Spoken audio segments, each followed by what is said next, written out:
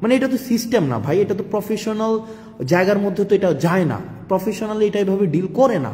Professional জায়গা, ডাক্তারদের বিষয়টা ডাক্তাররা বুঝবে, শিক্ষকদের বিষয়টা শিক্ষকরা বুঝবে, ইঞ্জিনিয়ারের বিষয়টা ইঞ্জিনিয়ার বুঝবে, আমাদের যেই প্রফেশন সেই প্রফেশনের বিষয়টা তারা বুঝবে।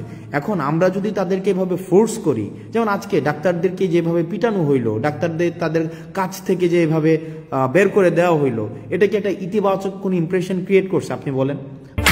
ফ্যালকন অ্যালুমিনিয়াম, নির্ভরতার প্রতীক।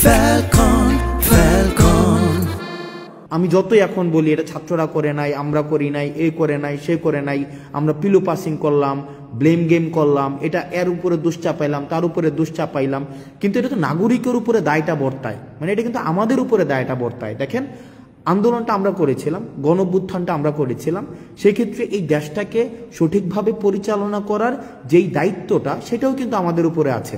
এখন আপনারা যদি ডাক্তারদের উপরে এভাবে আক্রোশমূলকভাবে এভাবে চেপে বসেন, এভাবে ডাক্তাররা কিন্তু তাদের পেশাদারি আচরণ করতে পারবে না, মানে নেভার, কোনোভাবেই সম্ভব না ডাক্তাররা তাদের পেশাদারি আচরণ করতে পারবে।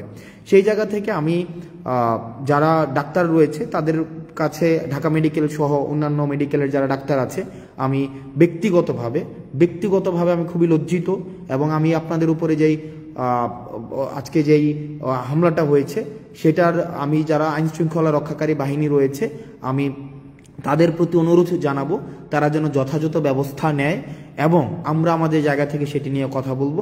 আমরা নিশ্চিত করতে চাই যে ডাক্তাররা তাদের পেশাদারি জায়গায় তারা নিজেদের মতো করে তাদের যে প্রফেশনালিজম সেই প্রফেশনালিজমটা প্র্যাকটিস করতে পারবে। হঠাৎ করে এসে আমি ডাক্তারকে সাজেস্ট কেন করব? ফর এক্সাম্পল আমি পেশেন্ট, আমার ভাই পেশেন্ট, আমার বন্ধু পেশেন্ট, আমি তো তাকে সাজেস্ট করার প্রয়োজন নাই, তাকে তার মতো করে কাজটা করতে দেই।